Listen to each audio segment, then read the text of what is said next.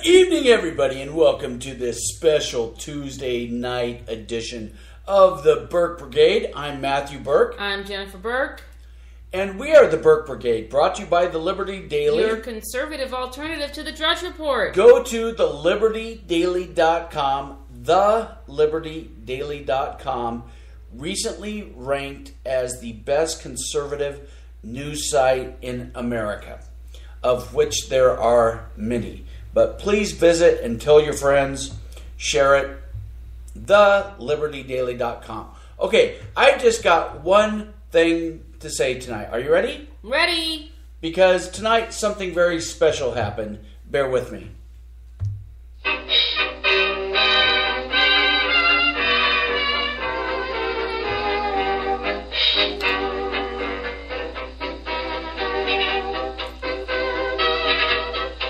You know what that is, baby? What's that, hon? Happy days are here again. Happy days are here again. And you know why happy days are here? Why are happy days here? Happy days are here again because Ten Commandments Judge Roy Moore slaughtered, absolutely annihilated, swampist Mitch McConnell stooge. Quarter-century lobbyist. Yeah, 23 years. Luther Strange in the Alabama Senate race. Woo! Absolutely annihilated him. The last numbers are, despite the tens of millions of dollars that McConnell spent on this race through his front group, the Senate Leadership Fund. If you ever get an email from the Senate Leadership Fund, just say no. Just say no and wipe your posterior with it. Okay, so he won by 9 points. Latest numbers here. It is, what time is it? 8:10 on this Tuesday night.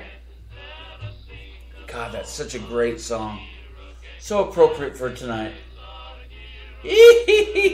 So, I've seen numbers as high as $30 million that McConnell flushed down the toilet. Now, keep in mind, this is a GOP primary. This isn't against a Democrat. They wasted this money on a primary race. Since when do they enter primary races, a Republican against a Republican? I thought the Senate Leadership Fund was just supposed to get Republicans elected. Right. No, what they really want is to get squishes elected. So what he really wanted was, yes, that someone who, would take McConnell's marching orders, but also to keep a fiery conservative, a Ted Cruz-style conservative, out of the U.S. Senate. Right. So Judge Roy Moore won, and the polls were accurate. Yesterday, I did a story on thepolitistic.com. There were 4 polls, very recent, in the last few days, including after Donald Trump made the mistake of endorsing McConnell's stooge, and then Luther doubling Strange. down and tripling down and quadrupling down, quintupling down. I don't know what comes after that.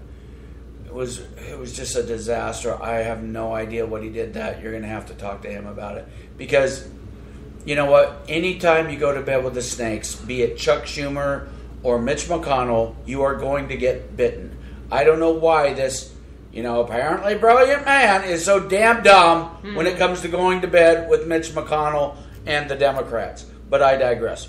Okay, so Judge Roy Moore gave a fiery speech tonight, his victory speech, and I'm going to play here. It's not that long. Maybe all of it, maybe part of it. We'll see how it goes. But the part I like is he gives credit to God. God's back in town. The God haters are on the run. Mm-hmm. The anti-American types are on the run. The commies are on the run. And he lays down the gauntlet to Mitch McConnell. So this is just a beautiful thing. This is just a little bit of it. You know me, and you know that I tend to quote the founding father of our country, George Washington. George Washington said it'd be peculiar. Okay, Now, he's saying this by memory. He's not reading notes. He's got this long quote memorized. Proper to omit in this first official act my fervent supplications to that almighty being who rules over the universe, who presides in the councils of nations, and whose providential aids can supply every human defect. We need to go back to recognition that God's hand is still on this country and on this campaign. Amen, brother. Preach it. Without God, we will never return to the greatness we were meant to have. We must be good again. That's right. We can be great. And we will never be good again without God. Amen. God is the author of our goodness. Yes, he is. You know, I think that the voters of Alabama have just sent a powerful message to Washington, D.C. Boom. A resounding message that can't be denied. To the swamp. They want to stop playing games with the people of America. They want them to stop playing games with the people of Alabama and with the people of America. It's time to get up and start getting busy to bring about real change in our country. We need change in our health care. We need to repeal Obamacare. That's very simple. We need to border security yesterday. These comments about, well, it's going to take us a year, it's going to take us 2 years, that could be stopped within 1 week if we commit the military to do what they've done before under the Posse Comitatus Act and support the Border Patrol. Boom! We got to stop allowing our country to be ruled by justices on the Supreme Court who have put themselves above the law. That's right. That's right. These unelected tyrants in black robes that get to redefine meanings of words like marriage as somehow suddenly meaning something else besides what it has been for thousands of years. Right. Or like tax. Between a man and a woman. What? Or like tax. Right. Yeah, to pass Obamacare. That's right. And keep in mind, probably most of our vast, to people listening audience, knows that Judge Roy Moore is a former justice on the Alabama Supreme Court. Stood up for traditional marriage, stood up for the Ten Commandments, paid the price for it, and that's why he's a legend in that state. Right. And no amount of money. And why money. the left hates him. Yep. And left on both sides of the aisle. Yeah. The McConnell wing, the cronyist wing of the party, hates him as well. Should be impeached and removed. You hear that? Impeach those judges and remove them. Amen. Finally, somebody with some freaking balls. True tax reform, not just changing brackets and playing a game with the people of Alabama and the people of America. That's right. We need to go back and look at taxes like the fair tax, which taxes consumption and not income. It would take a constitutional amendment, but we need to do some drastic things, get rid of the IRS, and start making a tax that is fair. That's exactly right. And, you know, when I ran for Congress in 2010, I campaigned on the fair tax. I read every book on the fair tax. It is the way to go. And it's the most fair. It's disappointing that it's not getting any traction, but he's absolutely right to fight to try to push the ball in that direction. For you that don't know, the fair tax, it's not a value-added tax. Please get educated. Go to, I think it's fairtax.org. But it is a national sales tax that would completely eliminate all other taxes on the federal level, including the income tax, Medicare, tax. Medicaid, the death tax, aka estate tax. It's all federal withholding. So you would get to keep 100% of your paycheck. You would no longer see, all that money sucked out of your livelihood, and then you would get to choose what you get taxed on based on what you buy. Now, people say, well, if you have a 23% fair tax, then the prices of goods and services would automatically go up 23%. Listen, the prices of goods and services are already increased by the taxes and waste in the federal income tax system. You think businesses pay federal income taxes? No, they don't. they increase prices and pass that on to consumers. So that's a fair argument. I mean, a false argument, but I digress.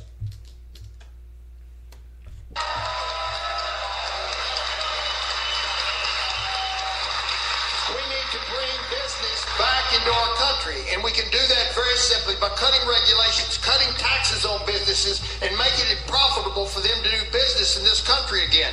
We need to make Made in America mean something. Tell him, Judge Roy Moore. And we need to revoke unfair free trade agreements that have been unfairly taking business from our country. And finally, we need to return prayer and the recognition of God to our public arena.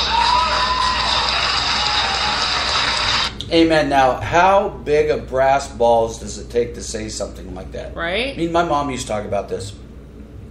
As soon as they took prayer out of the public schools, as soon as they took the 10 Commandments off the walls and taught, well, there's no such thing as right and wrong. There's just situational ethics. You know, what's right for you is not necessarily right for me. And, you know, each individual will just make it up as we go. How is that working out? By the way, last weekend, 40 murders or shootings, not all were murders, in Chicago. Just last weekend alone, it's literally Fallujah. Because people aren't taught right from wrong anymore. Right. It's like, well, whatever. Right. We'll make it up. This election, ladies and gentlemen, as you know, is not over. There's much left to do. I'm running to make a difference in Washington, and those in Washington are scared. They better be scared. He is a badass. They have been scared from the very beginning. Mitch McConnell on July 2nd said he didn't want a conservative rebel in the GOP that would be difficult to manage. Evidently, he wants one he can manage. Which is why he opened up the purse strings in a GOP primary. Not against a Democrat. Right. Against a conservative. To try to defeat Judge Roy Moore. And now, here's a dirty little secret. And you probably won't get this anywhere else, at least tonight.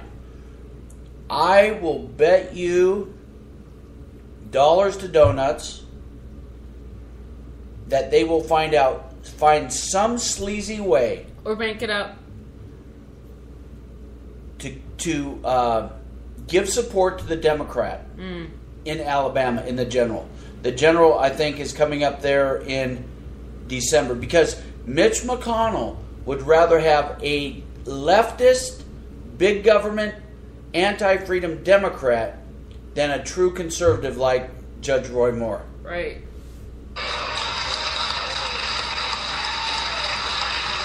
know, I want to say something special. One of the candidates that we campaigned against was Congressman Mo Brooks. Congressman Mo Brooks ran an ethical campaign. And he endorsed Roy Moore. He suffered much of the earlier negatives of the strange campaign. From McConnell. He, like others who stood against the Washington crowd, deserve better. If the Republican Party doesn't stand for ethical conduct, who will in Washington? That's right. Answer, no one. Nope. Not only did those who support Luther Strange attack me, they did something worse. They attacked my wife and the foundation which we worked for many years to establish. They presented false ads, as you well know. Those ads have been proven false by Channel 13 investigative reporting, and you can find that on roymore.org at the news section. And you know, PolitiFact the other day also came out against those ads and did a fact check and ruled them false. We talked about that a couple days ago on the Burke Brigade, brought to you by the Kind of reminds Liberty me Brigade. of when McConnell's stooges were accusing Matt Bevin of being a leader in the KKK. Right, or when they were literally buying votes in the Mississippi race in 2014 when Chris McDaniel was... Or maybe it was Chris McDaniel they accused of being a member of the KKK. Yeah, they pulled the race card on him because he is also a staunch constitutional, conservative, anti-cronyist. Over $1.2 million was spent last week on ads. Mr. Strange's response is that his involvement with such ads is that he deflects any relationship with Mitch McConnell. If you believe that, I've got some prime swampland in Florida I'd like to sell you. Swampland. In other words, McConnell's a swamp leader. Swamp creature. The people of Alabama will have a clear choice on September 26th as to who will represent them in the United States Senate. Will they choose a voice for Alabama or a voice for the Washington elite? It's very clear. Let me warn you about what is about to happen, and the news media had better beware. They're going to present the most negative campaign ads in the history of Alabama, and Luther Strange will tell you he has nothing to do with it. And if you believe that, they must be stopped. You know, I've been a fighter all my life. You hear that? He's saying that, you know, Luther Strange is going to deny being behind the onslaught of ads. I tell you what, the GOP establishment, they're as dirty as the Democrats. Every bit as dirty, probably dirtier. All my life, I fought as a farm boy to come up to the United States Military Academy. I fought in Vietnam to defend my country. I fought in the judicial branch to stand up for traditional marriage. I fought to retain the acknowledgement of God through a display of the Ten Commandments in the judicial building. In this race, I'll fight to see that the people of Alabama will retain their voice in the United States Senate. May God bless you from the state of Alabama and the United States of America.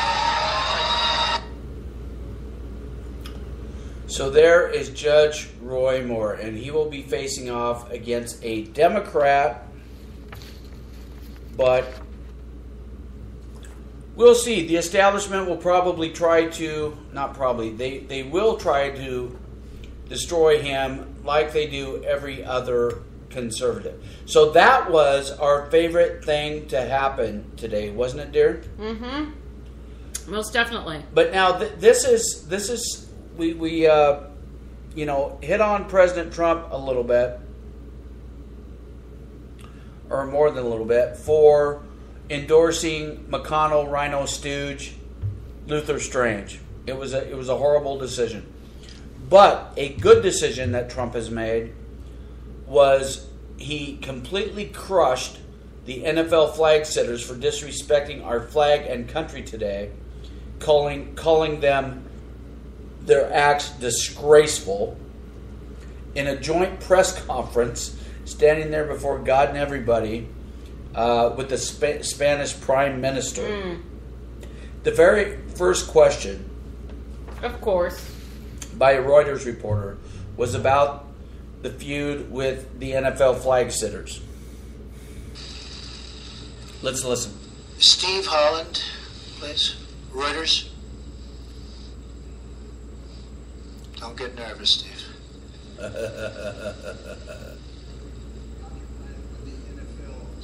You probably can't hear this question. Well, I wasn't preoccupied with the NFL. I was... He asked, you know, some people are accusing you of being preoccupied with the NFL, and you couldn't walk and chew bubblegum at the same time. Mm-hmm. Ashamed of what was taking place, because to me that was a very important moment. I don't think you can disrespect our country, our flag, our national anthem. To me, the NFL situation is a very important situation. I've heard that before about was I preoccupied. Not at all. Not at all. I have plenty of time on my hands. All I do is work. And to be honest with you, that's an important function of working. It's called respect for our country. Many people have died. Many, many people. Many people are so horribly injured. I was at Walter Reed Hospital recently, and I saw so many great young people, and they're missing legs, and they're missing arms, and they've been so badly injured. And they were fighting for our country. They were fighting for our flag. They were fighting for our national anthem. And for people to disrespect that by kneeling during the playing of our national anthem, I think is disgraceful. So I will also say that, again, I read you part of his quote, but the governor of Puerto Rico is so thankful for the great job that we're doing. We did a great job in Texas, a great job in Florida, a great job in Louisiana. He's going to talk just for a second here about the relief aid in Puerto Rico, but he'll get right back on hitting the anti-American NFL flag sitters. Louisiana, we hit little pieces of Georgia and Alabama, and frankly, we're doing, and it's the most difficult job because it's on the island. It's on an island in the middle of the ocean. It's out in the ocean. You can't just drive your trucks there from other states. And the governor said we are doing a great job. In fact, he thanked me specifically for FEMA and all of the first responders in Puerto Rico. And we're also mentioning with that the U.S. Virgin Islands. It was devastated. So we are totally focused on that. But at the same time, it doesn't take me long to put out a wrong, and maybe we'll get it right. I think it's a very important thing for the NFL to not allow people to kneel during the playing of our national anthem, to respect our country and to respect our flag. Okay? Thank you. And he is absolutely right, is he not? He is correct. It is an insult to all those people. You know, these athletes need to realize, and these Democrats need to realize, that it wasn't just white people that shed their blood for that flag, who went out not knowing if they were coming back for that flag, who stand the lines that we might sleep at night for that flag and all that it represents. It's people of a variety of ethnicities. It's both men and women that have done that, yet they want to act like the flag is a symbol of oppression. They want to spin it now and say, oh, it wasn't a protest against the military and the flag, it was a protest against Trump. Trump is not the flag. If anybody in this country represents the flag, it's those in the military and the police departments who put their lives on the line. Greater love hath no man than this, than to lay down his life for his friend. And in their cases, people that they have never, ever met before. And why do they do it? Because they love this country. They want to protect her honor. And because Democrats are desperately trying to create all minorities as victims so that they will go to the ballot boxes at the next election. Bottom line, that's what it's all about. It's about attracting every minority voter, including illegal aliens, and trying to brainwash them into thinking that they are victims, that someone is out to somehow get them. You know, we just had 8 years of a half-black president of the United States, but somehow every white person, especially white males, they are all racist.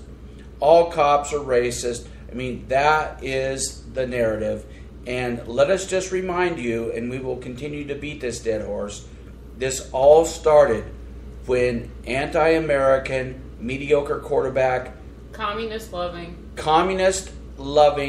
Castro butt-licker, anti-police cop hater Colin Kaepernick wore socks that depicted police officers as pigs and wore a T-shirt praising Fidel Castro.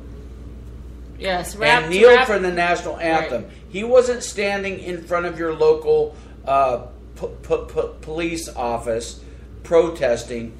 He chose to protest during the time our flag and national anthem, the time of unity, the one thing left in this country that should and always has united all Americans. But somehow, when President Trump calls out the flag sitters, he's called the divisive ones. Right, and Kaepernick actually said that he would not stand for a flag that represents oppression. It doesn't represent oppression. In America. I have to say this from a friend of mine. I'll summarize it. She said how many people, including Hillary Clinton, have commented about Trump's comments about the flag sitters and claimed that Trump attacked black athletes. She said he didn't say anything about color, but that's all they see. They don't see protests by Americans or athletes. They see black people and an opportunity to play on the emotions of black people. Too many have bought into it, and she is black herself. Wake up. They do not have your best interests in mind. The game they play is a dangerous one. manipulation. I've said that before on this show. Democrats love to manipulate those who they want to control. Right, and that's why they have to try to end free speech, shut down any opposition, because they can't win their arguments. They have to have a podium where there is no opposition. That's the only way people will listen to them. You know, like Hitler, they just believe it. If you tell the lies often enough, loud enough, unhinged enough, repeat them enough, and the useful idiots of America, the dupes of America, will believe them.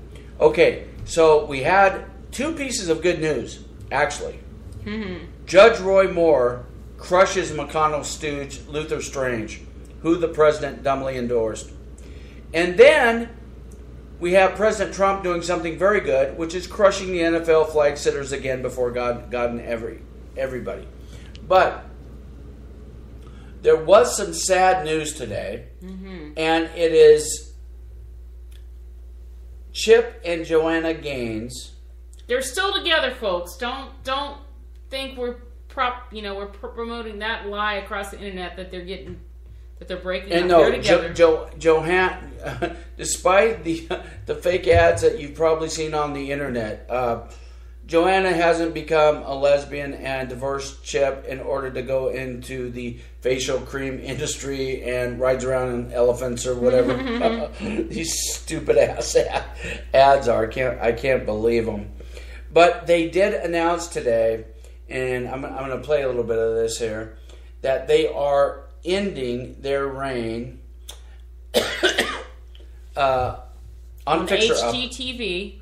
Yes. With their hit show Fixer Upper.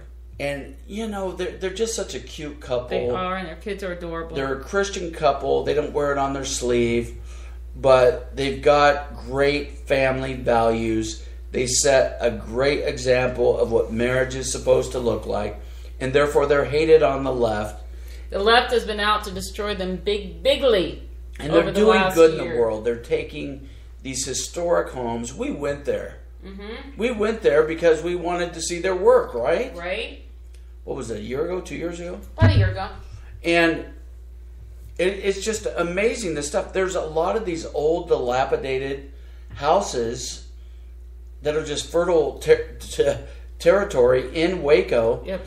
And, you know, that probably should be bulldozed, but they have historic beauty. And these guys are doing God's work and restoring that part of American, you know, Americana. It's just a beautiful thing that they do. So let's listen here. This is pretty moving. And toward the end, old Chipper gets tears in his eyes. Hi, everybody. Chip and Joanna Gaines here in Waco, Texas. Of course, at the farm where it all started. I remember it like it was yesterday. 5 years ago, roughly. We were contacted by a production company who wanted to do a show about us here in our beautiful hometown of Waco, Texas. And one thing led to another, and of course a pilot was born called Fixer Upper. And this journey has been indescribable. The opportunity of a lifetime. Our family has grown up before our eyes on national television, which is an experience that I can tell you is beautiful. I mean, it's wonderful for so many reasons. But nevertheless, we are making an announcement today that the 5th season, which will begin in November and take us all the way into second quarter 2018, will be our last. You know, I think this is one of those, it's such a bittersweet time for us, because the last 5 years, I mean, this has been our life, the show, the crew here. They've become like family, yes, you know. These homes that we've, gotten to renovate for these beautiful families. It's just become such a big part of our lives. Y'all have become a big part of our lives. You've invited us into your living room. The support that we felt, still just kind of, I mean, I think we're just honored. We can't believe that we get to be a part of all this. But I think for us in this, we always want to be mindful of what's the season for us. And I think for a while now we felt like season 5 was going to be our final for this chapter. We started out as business owners. Our beautiful business here in Waco, needs our attention. We need to pour into that as much as we can. We were a family. You know, our beautiful children are growing up so quickly. Drake is almost a teenager. So I think the idea that we get to kind of step back and just get kind of fresh vision, get some rest, but also just hunker down with our kiddos is something that we're excited about, but also sad that, you know, this chapter in our lives is coming to an end. But we're not going anywhere. You know, I mean, at the end of the day, you can find us here in Waco, Texas. Of course, you can always come visit us at the silos. You never know, you might see us at a local Little League game in town with the kids. But we want to take this time to really say thank you from the bottom of our hearts for letting our family become a part of your family. And the experience has been like... This is where he's choking up. Nothing we could have ever predicted. Never would have imagined in a million years that God would have had this kind of a journey for Joe and I and our family and our beautiful business here in Waco. So thank you. We can't wait to see what's next. We believe in our hearts that we're going to see you again right around the corner. So stay tuned. So I wonder what they're going to be doing next. I wonder. Good question. I know they're going to go back to their business, you know, like he said, and concentrate on that. And they do have young kids, and they're just the sweetest little kids, it looks like. Mm-hmm. And they just have a beautiful, beautiful family, and we wish the Gaineses all the best. We wish them well. Godspeed. Yep. Godspeed. Why is that funny? I don't know. It's just funny. Okay. So this is weird. Going back to the NFL in sort of a way. This is via the Washington Times. And it's just simply unbelievable. Headline: West Point alum posts pro-Kaepernick quote. And he wrote this on the inside of his hat. Posing with some other graduates who may or may not have known they were in the picture. I guarantee you they didn't want to pose with him. Right? Communism will win. That's the message. He's turning his hat upside down, you know, which is white, and written inside of it, communism will win. And he looks like an Adolf Hitler wannabe. Yeah. And, of course, it prompted outrage. Now, I, from the get-go, have said that all of this crap, all of it, is about communism. Yep. They don't call it communism. It's all about communism. Ushering in communism in America. Yep. Colin Kaepernick. So, pardon me for being a red baiter, which I gladly am. This is one of Colin Kaepernick's supporters admitting there's an attempted communist coup. He's at freaking West Point. So he's a graduate of West Point. Here's hoping he doesn't enter the military as an officer. So we know that when he takes his oath to defend the U.S. Constitution, which is antithetical to communism, right? He's lying through his freaking teeth. Liar. Photos of a West Point alumnus holding a pro-Colin Kaepernick, quote, communism will win sign while in uniform is riling up the military community. Images of U.S. infantry officer Spencer Rapone. Spencer is S-P-E-N-S-E-R, so he doesn't even know how to spell his own first name. Last name R-A-P, as in Paul, O-N-E. Reached a popular military news site on Tuesday and set off a robust debate on NFL national anthem protests. The former San Francisco 49ers quarterback that started all in 2016, and the shock of seeing an unapologetic communist, godless, anti-American, anti-freedom, communist from the U.S. Military Academy at West Point. Yeah. Does it get any worse than this?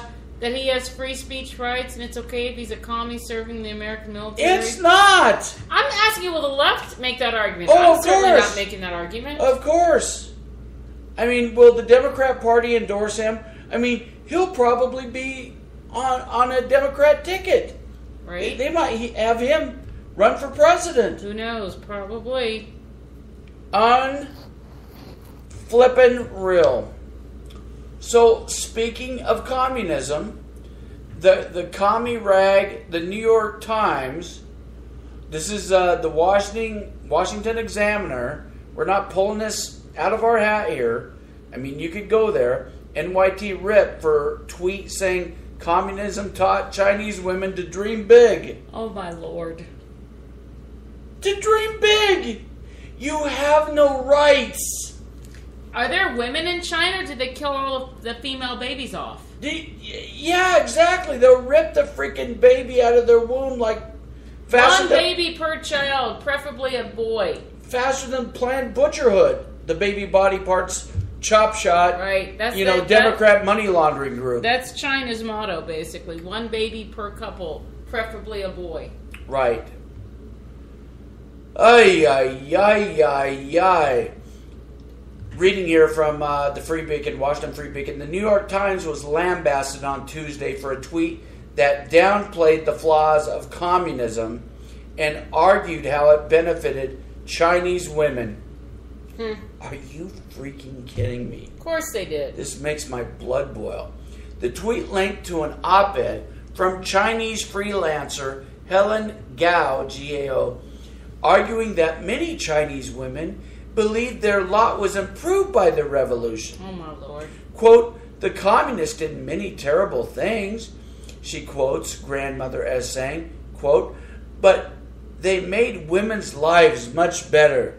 Is she out of her damn mind? Is the left going to call her self-loathing like they call people like me, who just believe in freedom and the Constitution? No. Egats, yeah, they probably will. No, they won't call her self-loathing. Do they know the tens of millions They won't call her of self-loathing. people that were They'll slaughtered? call her a hero. They'll call her a heroine. Oh, what a hero. See, bold. so brave. Bold and brave. Oh, thank you for sharing. So, some of the tweets that the Washington Free Beacon highlights here as a response to this stupid-ass story by the New York Crimes, starting with Senator Ben Sass, who caught wind of it and tweeted back to them, quote, flaws, equals approximately 100 million, which would be like 1/3 of the United States, killed by communism last century. Half of them in China. But, But they've been good for women. Yeah. At least Except the ones that they allow to live. Yeah. Here's Stephen Miller at Red Steez, S-T-E-E-Z-E, at Red Steez. Stephen Miller with a PH, who's one of the best people to follow on Twitter. Right. He is a witty mofo. And he's not the Stephen Miller associated with the Trump campaign. No. Not that there would be anything necessarily wrong with that. So here's what he says. They were raped, tortured, starved, kidnapped, and beaten. But at least communism gave them their dreams. Yeah, freaking nightmares. Right? Here's Michael C. Moynihan. Maoism always puts gender equality first. Of the 45 million big dreamers killed in the Great Leap Forward, half were women. I mean, it's Is sad. that the equality you're talking about Yeah. in the New York Times? Equally murdered. Unreal. Ian Tuttle. The Gulag system wasn't perfect, but it taught Russians the value of a strong work ethic. Eli Lake, who's a brilliant writer. I think he's with Bloomberg. Used to be the Daily Beast. He writes a lot about foreign policy, but he's broken some big stories. He's even been on Mark Levin. For all of its flaws, the Khmer Rouge taught Cambodians it was okay to challenge elites. And Ben Shapiro. And die young, preferably in the womb. So, the New York Crimes is nothing but an anti-American commie rag, and when Donald Trump calls them fake news, he means it. He's absolutely right in that regard. And we're perfectly willing, as you have seen, to call him out when he's not right. All right. So, the tide is turning against the flag sitters, the NFL flag sitters. You have a Democrat senator today, Virginia Democrat in all caps. Democrat. What's his party? Democrat. Hello, McFly. Is anyone home, McFly? Senator Joe Manchin is turning on the flag sitters. He sounds like Donald Trump right here. Listen to this. And I am a high school student. He's asked by this, person. I am a high school student. My question is, how do you feel about kneeling during the national anthem? Jason, I prefer to stand. I've always done that. And, I've learned that when I was a young person. It was just taught to me that was the right thing to do. Okay, I'm sorry. But the person asking the question sounded like a female. Right. And her name was Jason. I just want to point that out. What? Listen. She said her name was Jason. No, the kid's name is Jason. Listen. And I am a high school student. My question is, how do you feel about kneeling during the national anthem? The kid's name is Jason. Jason, I prefer to stand. I've always done that. And, I've learned that when I was a young... She's reading a question from a Jason. Are you sure? Yes. Well, I think she might be a tranny. Okay, totally off topic. Person, it was just taught to me that was the right thing to do. As I got older, and I realized of all the sacrifices that were made for me, and people that went to war, people that didn't return. When I realized all of that, I said, that's my patriotic duty, that I can say thank you for the flag that represents the greatest country on earth. Now, with that being said, I know it's a team sport. And if you pick on one team member, all team members are going to follow suit. And that's what you're seeing happening. This is something that the owners have to address. The owners of these football teams that have these contracts with these players and the conditions these players are going to be playing under has to step in here and say, I'm not going to tolerate it. They can make that deal happen. The only thing that you and I can do right now is turn off the TV if you don't want to watch. Don't go to the game if that's a team you don't respect for whatever reason. I think everyone should stand and show respect for the flag that represents the greatest nation on earth, that has shed more blood, lost more lives for the cause of freedom that you and I enjoy. So, I prefer people standing. Did that sound that much different than Trump? I mean, granted, at the rally he said, fired the Bonavisich. Right. But you know what? That is in line. We want to talk about people, these businesses being tone deaf to their customer base. Here's a new survey from the Remington Research Group that found that 64% of voters, 64%, almost 2/3, agree with President Trump and want players to stand for the anthem. In addition, 80% want less politics in sports. 80. You can't get 80% of people to agree that the sky is blue, but yet they want politics out of sports, but yet ESPN and the NFL keeps just, pedal to the metal. And 51% say they are watching less football than in previous years. Which includes us. We shut off the Seattle Seahawks, where I lived for 32 years. My favorite team, going back to Jim Zorn and, Steve Largent and, gosh, through the years of Kenny Easley. I mean, bad teams, but some really great players. And now, of course, the team is pretty dang good. But, it's not about that. I mean, I saw a meme. I love the NFL. I love the American flag even more. Right. So this isn't about Donald Trump. No, it's not about Donald Trump. They can try to twist it right now and say it's about Donald Trump. It's not. No. Colin Kaepernick said very specifically he was protesting against the flag and capitalism. And all those who kneel or stand with their fists in the air like a racist Black Panther, or turn their backs on the flag, or stay in the locker room for the national anthem, they're following suit and they're insulting America. And I need to add this in too. I'm going to be following this because I want to know percentages. Typically, DirecTV does not allow refunds on NFL Sunday Ticket package once the season has started. But supposedly, according to the Wall Street Journal, and as also reported by SB Nation, they are offering refunds to people who are calling in citing the players' protests against the national anthem.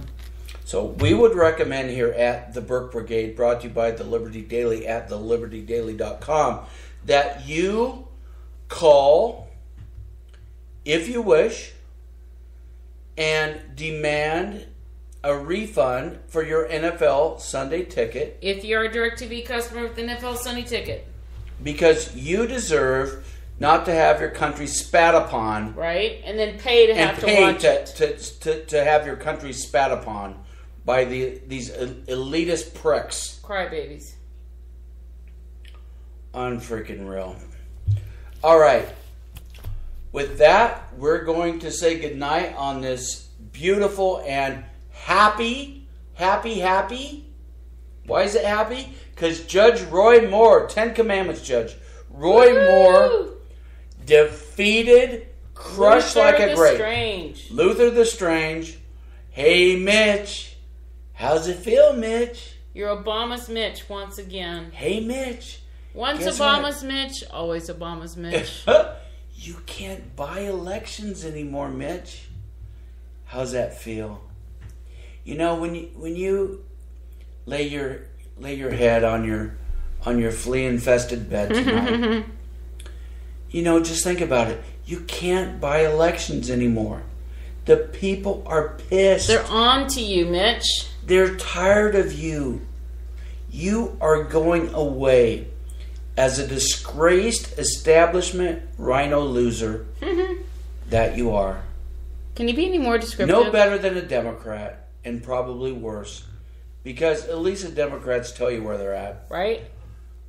I mean, not completely. They don't admit they're communists, but that's what we're here for at the Burke Brigade. I got one more story, but we're going to wrap it up. Okay, so thank you so much, you guys. We really appreciate you listening. Honest to God, we do. The Burke Brigade, brought to you by the Liberty Daily. Your conservative alternative to the Drudge Report. TheLibertyDaily.com. God bless you guys. God bless America.